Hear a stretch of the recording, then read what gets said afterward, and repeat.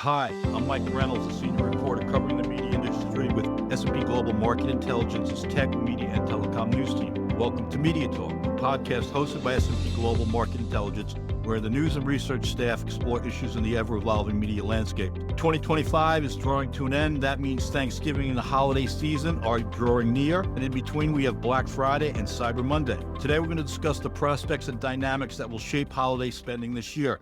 I'm joined by Zach Ciampa from 451 Research, which is also part of S&P Global Market Intelligence. Zach is part of 451's customer experience and commerce team, which conducts annual surveys that shed light on holiday spending intent. How goes it, Zach? And can you tell us about the research survey? Great to be here. Another year down. Holiday season back once again. Thank you for having me. Yeah, we just finished our FinTech and holiday survey, and there are some really interesting trends we've seen shift over the past year. Those tiny little insights give us a view into what we can expect this season from the holiday shopping. All right. That'll be great to dig into that today. We appreciate it. Like Zach, we also have a return guest in Brian Scheid. Brian is senior reporter at Market Intelligence, who covers financial markets, monetary policy, and U.S. macroeconomics. Brian, thanks for being with us again. Mike, thanks for having me. Really appreciate it. The one thing I wanted this holiday season was to get back on MediaTalk. I'm glad I got that crossed off the list already. I appreciate it. Okay, so I'm glad of Santa's fulfilled your wish list. Anyway, we're going to start off with some broad strokes here. 91% of U.S. adults are planning to celebrate Christmas, Hanukkah, or Kwanzaa, essentially the same ratio for the past few years. The National Retail Federation's annual consumer survey found that consumers plan to spend $890.49 per person on average this year on holiday gifts, food, and decorations. That's 1.3% less than last year's $901.99, but it only trails 2024. So some good spending there. Out of the total, about $628 will go to gifts for family and friends. The remaining $262 or so will be used on seasonal items like food or candy, decorations, and greeting cards. Your initial thoughts about that, Zach? Yeah, it makes sense given the very slight change. And when it comes to little differences, you can probably assume that things are mostly stable. But what's been interesting about a lot of our fieldings and a lot of the surveys and the data that's coming out is these were all fielded usually a couple months in advance, right? I'm wondering how much the story is going to hold true within the next month or two as things like tariffs, et cetera, more macroeconomic things start to take place. Yeah, that's fair enough.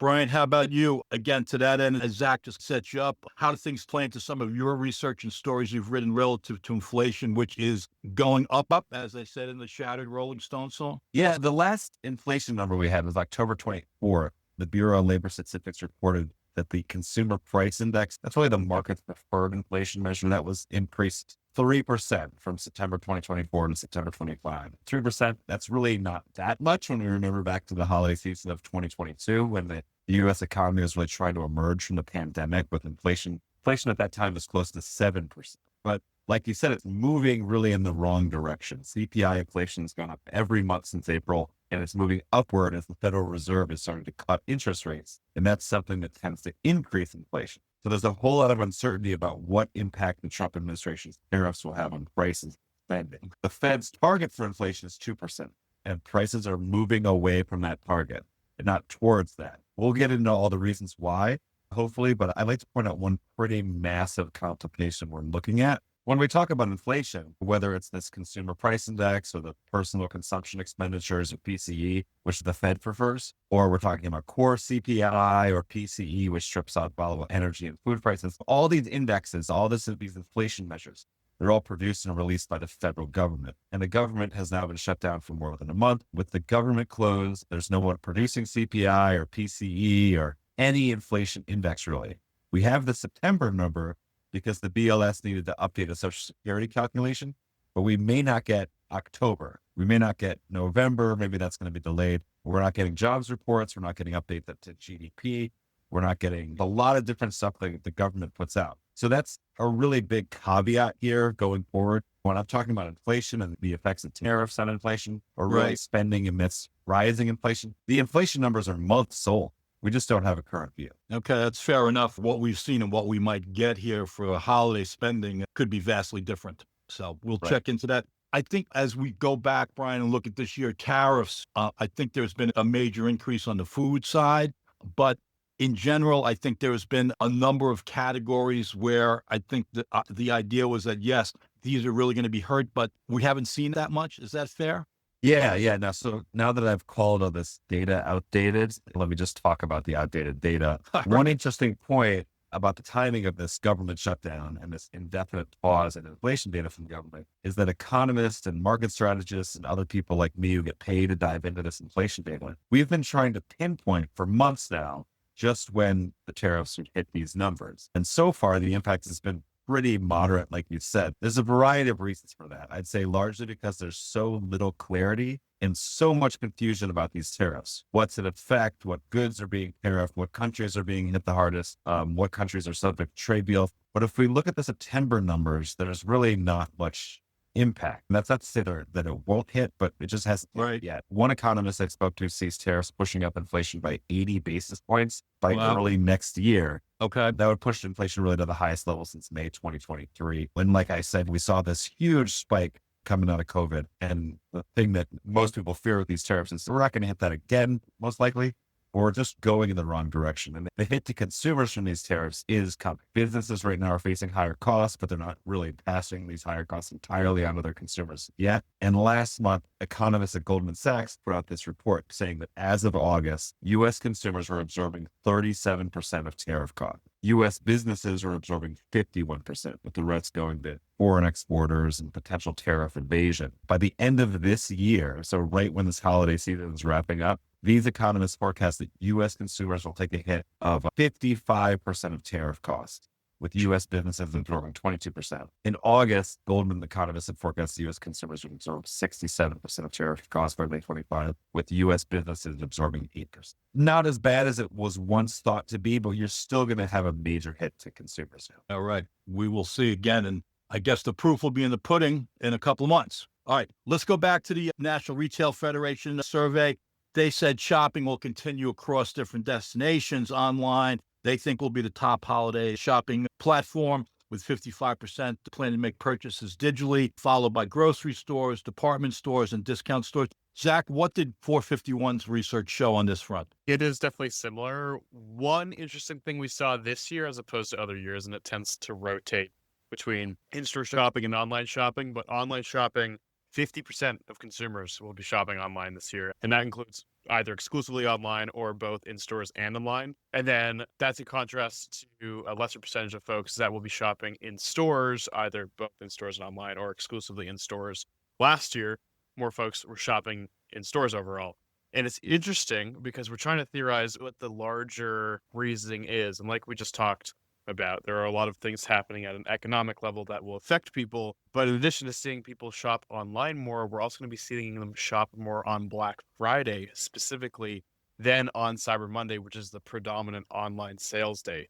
So the theory here is that, at least to some extent, the deals on Black Friday will likely be as good as they are on Cyber Monday, if not better, and more folks are going to be spending their time and their money doing Black Friday activities. And like we said, a lot of that will be taking place online versus Cyber Monday, where they obviously exclusively do that online. But it's interesting to see that shift because it was not the same story last year. And we're talking about variance, give or take around 5%, which is a massive change. But if you think about it over the course of the past couple of years, it's the biggest change we've seen so far longitudinally since, I believe, 2022. Any sense for why that's happening? We would say that's typically people just looking for good deals. Right now, everybody's trying to stretch the most out of their dollars. We've talked about inflation. We've talked about now you've got the government shutdown that's affecting people's paychecks.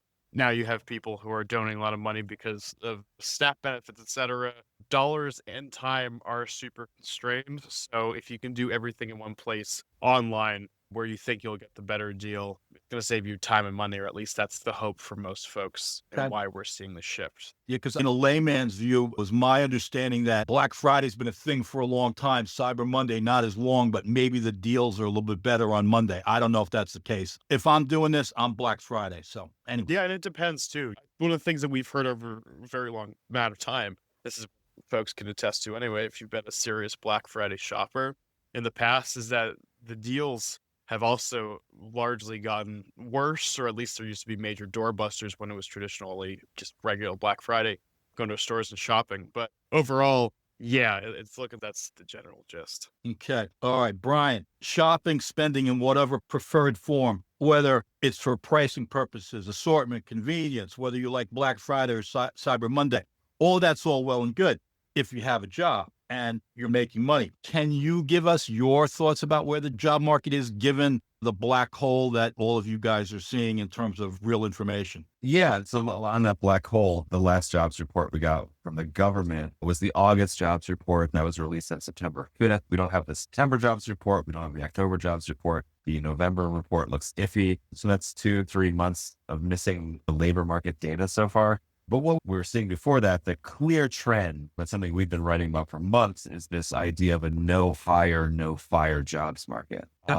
There isn't necessarily a wave of layoffs or firings or what you'd expect with a recession, but there isn't a whole lot of job creation either. So it's a great time to have a job. If you have a job, or if you're looking for a job, it's a really bad time for you, historically bad. So through the first 8 months of 2025, there have been 598,000 jobs added, or on average, less than 75,000 per month. This is a clear slowdown from 143,000 jobs per month on average during the first 8 months of 2024, and 230,000 per month in the same period of 2023.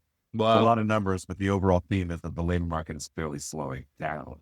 Now, with the jobs data, the U.S. government's jobs report is widely seen as this gold standard, but there are a lot of private sector data sources around. They're showing a lot of what have we been seeing in the BLS numbers that has continued. So Indeed, the jobs site, Indeed just put out a report. The number of job openings are down nearly 40% from the peak of March 2022, and they've fallen now to the lowest level since early 2021. If you have a job, maybe a good idea to keep that job. Okay, God willing. Yeah. In reading some of your stories, Brian, again, I think you've set it up there, given, how things have trended.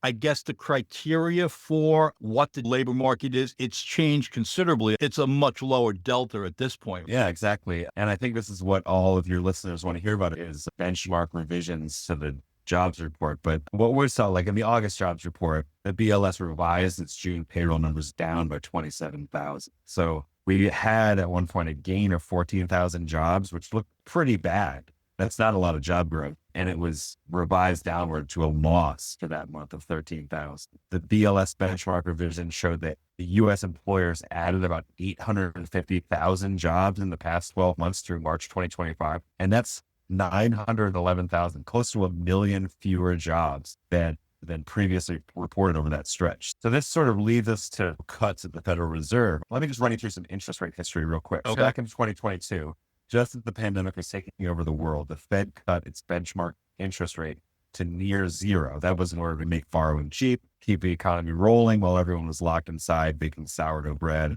watching Netflix. But March 2022, after it started incrementally raising rate, and it stopped that around July 2023, or in July 2023, it stopped raising rate. They had gone from near zero to 5.25%. So the interest rates were really high. So in order to give a little spark to the economy in late 2024, it started cutting 100 basis points over 3 meetings, but then it stopped because inflation was not going down. So they had to do something. Held rates steady all year. In September, they cut 25 again. They cut again 25 in October. Now, there's a cut is expected in December, but Federal Reserve Chairman Jerome Powell said it's not guaranteed, and it's much less clear how much the Fed might cut in 2026. People will say a lot of it hinges on the direction of the labor market. I think it entirely depends on what's happening with the labor market. Does unemployment rise much? It's 4.3%, which is the highest since October 2021. Does unemployment that could go higher?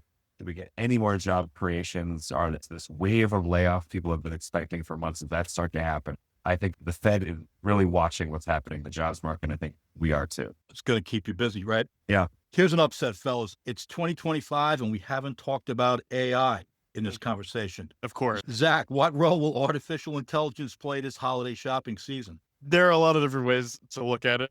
Obviously, AI, especially now, is integrated with pretty much everything that exists to some extent. Interestingly enough, we have a couple different things floating about. The first is that people are really interested in using AI shopping assistants, such as ChatGPT, to help give them gift ideas, things like finding deals, checking stock, answering questions they have about products. And it's about half of consumers, 48% specifically, that are at Really? least Okay. somewhat interested in using it to do that, which makes a lot of sense too. We've seen search engines start to get eroded a little bit by the language models as people are turning to it for basically their every need. On the other hand, we talk a lot about content within our channel, right? User-generated content. This is content made by everyday people, right? People are looking at that, ratings and reviews, to help them make product decisions, but they are very much polarized on the use of AI-generated content from brands. We've seen some interesting campaigns. So when it comes to AI-generated content in brand materials for their shopping this year, it is very split between consumers who say they would shop more with a company that uses AI-generated content in their landing pages, etc., social media, take your pick, versus a similar percentage that say they would absolutely switch retailers if they were using AI-generated content in their brand materials. So it's pretty split. All in all, people are interested in using human ratings and reviews to make purchasing decisions while also doing a lot of research on platforms such as ChatGPT. And if it comes down to AI-generated content and actual brand materials, people have pretty mixed opinions. It's gratifying in a sense. People really care about the gifts they give, whether it's via AI, whether it's checking into reviews or speaking to other people about different products. I guess it's old fashioned in the sense that, yes, holiday gift giving is a thing that human beings like to do. Yeah, there's a very human element to it. And we have the actual percentages here too. A third of consumers say that they would be at least somewhat more likely to shop with a brand that uses the AI generated content, and then 43% who would be somewhat less likely to shop with them. So you have a pretty big difference there. That's 10 percentage points. So pretty large. But there is such a human element to the holiday season and the gift giving that it makes sense that they would want to do research in a lot of different ways, both using stuff that they learned from their peers via UGC, and also sometimes the language models can come up with good recommendations that you may not think of. Okay. All right. Brian, as you said, if you have a job, it'd be a good idea to keep it because we don't know what's ahead. But any sense, does that consumer sentiment play into maybe holiday shopping that, hey, I have it for now, I may not have one next year, so I'm going to do the right thing and spend more on the holidays this year? Yeah, I think there is definitely a sense of the overhanging concerns over the entire economy. And I think that has to do with tariffs. A lot of people are expecting a big tariff hit coming. Maybe there's not up-to-date government information on the jobs market, but there are a lot of private sources. The overall impression that everyone is getting now is this is going to be a rough jobs market. Inflation is going to stay high. Tariffs are going to start kicking in. The recession that we all worried about coming out of the pandemic that we thought was going to really hit us hard never came. And maybe people are still bracing for that. So I think definitely that is really going to start weighing on consumer sentiment even more going forward. And a lot of that, if you see something like the Fed starts pausing their rate cuts, that could have a big impact too, because now you see that all of these people expecting borrowing costs to go down, all these people expecting a fall in mortgage rates to open up the housing market again. That might not happen as soon as a lot of people thought. I think definitely there is a lot of concern among consumers this season. All right. We're getting to the end here. And Zach, you alluded to this a moment ago, the AI generated content and creative. I guess Coca-Cola was taken to task in some quarters last year for stepping on some of their traditional holiday ads with AI generated creative. They're doing it again this year. Good grades, bad grades. I think 451, you guys looked into this a little bit, and it's supposed to be a thing this holiday season, right? Yeah, and it's really such an interesting thing to look at because this is not a narrative, the consumer pushback that is just coming out of nowhere. If you've seen any sort of AI generated content on social media anywhere, a lot of us see it. You'll see pushback generally. When Coca-Cola did the campaign last year, a lot of people were unhappy and they doubled down this year. This year they decided to add animals into it. So folks were equally as unhappy. It's an interesting decision. And it really goes down to what you were saying earlier too, where the holidays, it's for so many people, such a magical time. And there's such an interpersonal human feeling that is really unmatched any other time of year. So the decision to double down on artificial intelligence, especially like we're saying, when you have so much of that pushback, is certainly a choice. I guess on the other side, in the worlds of advertising and PR, any reaction is a good reaction. So that's true. Brian, your reaction to this, does this matter to you at all? I'm not an AI expert by any stretch, so whatever I say, grain of salt. But I think one of my big pet peeves with AI and this creative AI going forward is saying, oh, this AI will be able to write your novels and produce your movies, and you won't even have to come up with bedtime stories for your kids anymore. AI can do it all for you, and it'll free you up, and now you can have more time to, wash the dishes, vacuum around the house. And so my thing is like, why can't AI vacuum and wash my dishes? I mean, I can read a story to my kids and write a novel. That's 100% the type of AI I am personally interested in. We started off with tiny little robot vacuums, and yet I still have to hand wash everything in my kitchen after dinner. We're going to turn to another voice here, Sarah James. Sarah's industry editor at S&P Global for the Technology, Media, and Telecoms News team, and she's also the editor of MediaTalk. Sarah, is AI-generated ads part of your mindset, a deterrent or a boost perhaps to you buying products this holiday season? I don't mind the concept of AI-generated ads, but I don't want to know they're AI-generated, if that makes sense. I think where Coca-Cola and Toys R Us went wrong is they were very obviously AI-generated. If somebody notices that AI was involved, then you've gone astray, I think. Okay, that's fair enough. All right, we're now to the most important questions of the day here. What's your household forecast for 2025 holiday season? Are we talking about more money being spent in stores versus e-commerce? Let's keep Sarah going here. If things are like in my household and millions across America, the wife mother controls the purse string. Sarah's a 6-year-old son. Sarah, what's on the holiday shopping list, and more in stores or more online? For my 6-year-old son, we are looking at a camera for him this year. We recently came back from a vacation where he was very interested in having control of my husband and I's phones to take pictures of all the stuff he wanted to take pictures of, which leads to a long catalog of photos that ultimately need to be deleted. Okay. Giving him his own camera where he can take as many photos as his little heart wants. That's the plan. And we haven't figured out where we're going to source it from. Ideally, it would be a physical storefront. We haven't figured out exactly where we're going to buy it yet. All right. Zach, you're a big holiday spender. The National Retail Federation loves you. Yeah, right.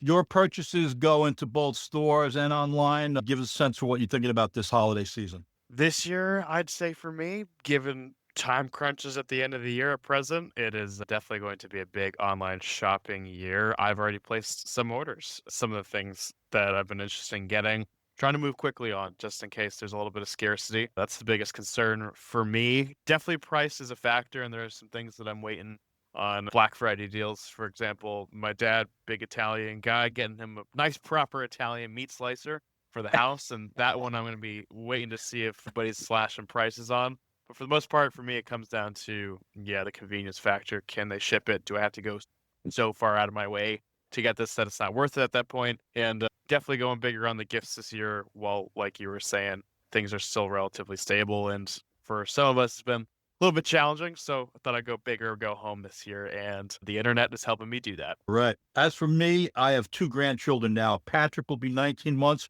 for his second Christmas, Orla 10 months for her first. We've already made some small retail purchases, and there'll be more to come.